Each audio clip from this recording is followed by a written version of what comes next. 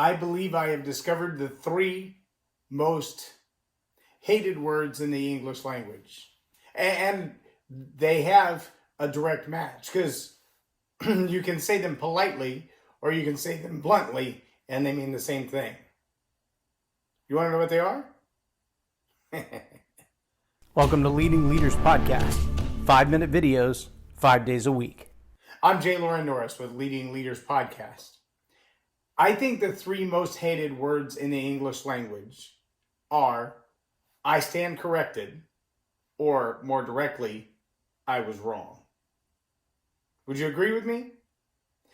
Raise your hand if you are one of those people who says, I love to be told when I am wrong.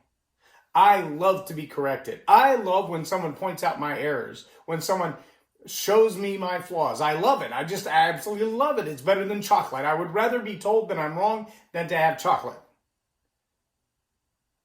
That's what I thought. I see no hands.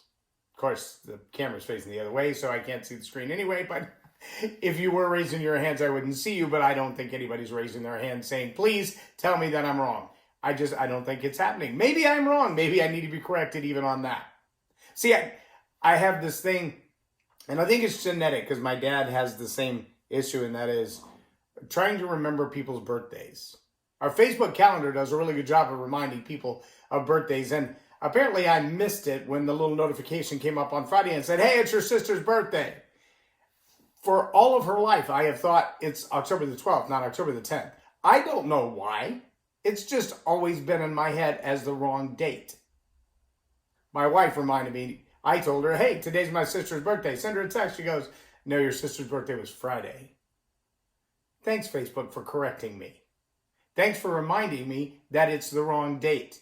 But I have a cousin named Eric whose birthday I have thought all my life was on the 31st of March, the last day of March. He says, no, it's not. It's the 30th. Or maybe I've even got that backwards now and it's the 30th and not the 31st. I don't know. I can never get it right. Thank you, Facebook, for reminding me. That's the one thing in my life that I need Facebook for, is to remind me when people have birthdays because I can't remember them. So thank you, Facebook, for correcting me. Is there anybody else in the world who actually does like to be corrected? I really do like to be corrected. I was wrong are hard words to say.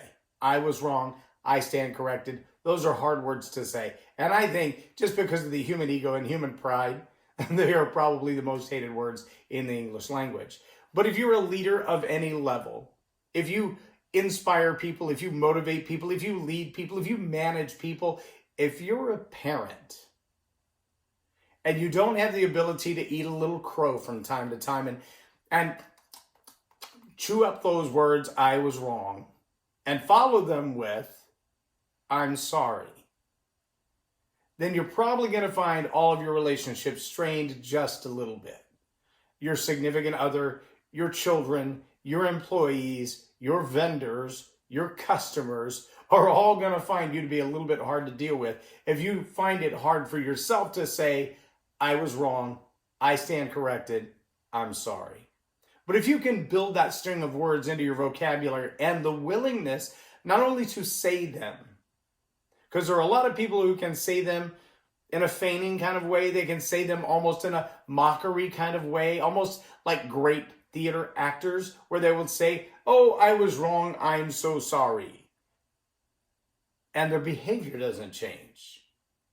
And in fact, the admission is a veiled reference to the idea that they admit they were wrong. They really are just saying they are wrong in order to make you feel better and get off their back, as opposed to actually admitting that they're wrong, acknowledging how and where they're wrong, identifying what caused them to be wrong, and taking corrective action, not only in the way that they think and what they said or did, but actually to prevent being led astray again.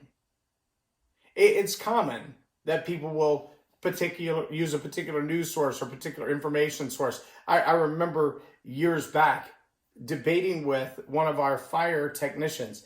When I say years back, I mean 30 years ago, when Halon 1301 was new on the marketplace, and one of the fire instructors when I was in the academy came in, and he said, look, we don't know how it works. We know that there's this fire tetrahedron. I believe the earliest evolutions of teaching on that was around the mid to late 80s. That fire triangle has always been around, the heat, fuel, oxygen. The tetrahedron kind of came along in the evidence that, well, if you put out the fire but you didn't remove one of those three, there's this fourth element. And so there was a school of thought around how Halon 1301 worked. And when I was in class and the guy said, we really don't know how it works, but this is the best thing we do know. And then I spouted off and said, well, it's a bonding agent. It changes the molecular structure of the thing that you call a carbon burnable form. That heat, fuel, oxygen ratio doesn't actually burn at the level of the wood. It burns in a chemical atmosphere outside of the fuel itself, in the area of the fume. And if you change the chemical composition of the fume isn't burnable anymore.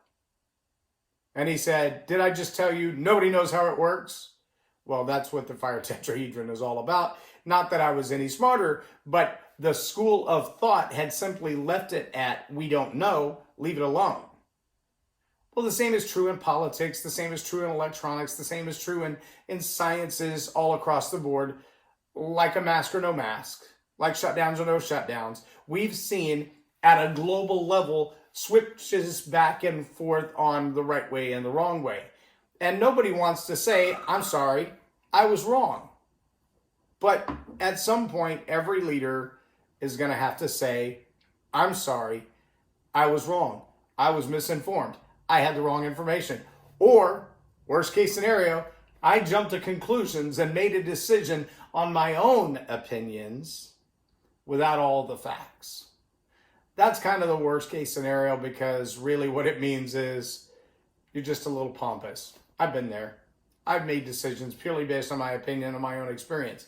But I can also tell you, when you listen to people like John Maxwell on a leadership basis, from a leadership standpoint, sometimes ready, fire, aim is the only way to effectively get anything done.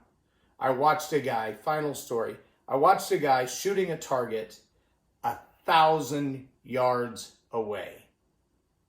I'm not a great mathematician, but if I remember right, a mile is like 5,625 feet or something like that, meaning 1,000 yards, 3,000 feet, is almost 3/4 of a mile away.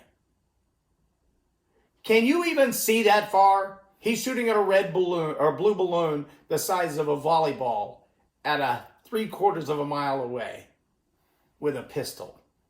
And I'm thinking, there's no possible way. I don't even know a pistol that will accurately shoot that far.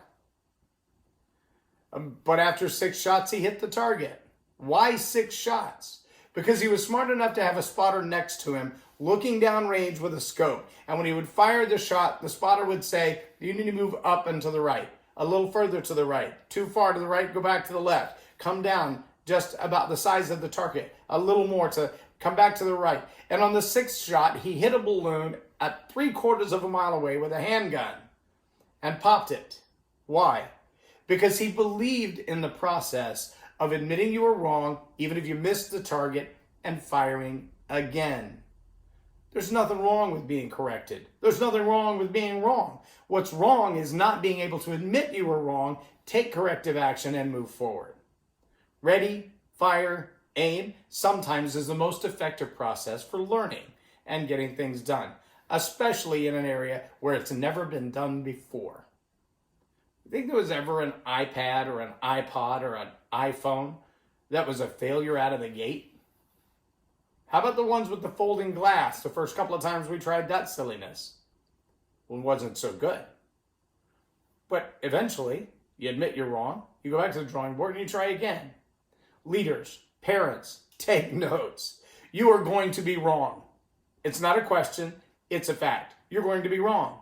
And when you are, practice those 5 words. I'm sorry, I was wrong. And then take action on the correction. Get the right source of information and do it again. Get more information and do it again. And eventually, you'll get it right. I'm J Loren Norris with Leading Leaders Podcast for Tell It Like It Is TV. Have a blessed day.